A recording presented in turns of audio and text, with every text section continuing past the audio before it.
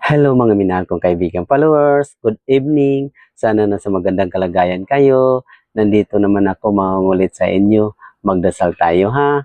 Maraming salamat. Sa ngalan sa Ama at sa Anak at sa Espiritu Santo. Amen.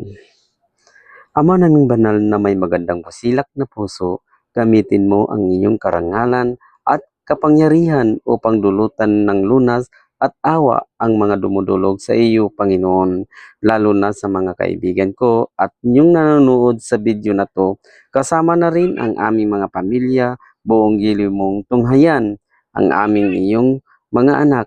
Ngayon ay humihingi ng inyong tulong sa lahat ng aming pangangailangan, lalong-lalo na ang biyaya na ibinigay mo sa amin. Palakasin mo ang aming katawan at mahabang buhay ngayon at magpakailanman. Amin. Sa ngalan sa Ama at sa Anak at sa Espiritu Santo. Amin. Paalam mga minahal kong kaibigan followers. Maingat kayo lagi. Salamat.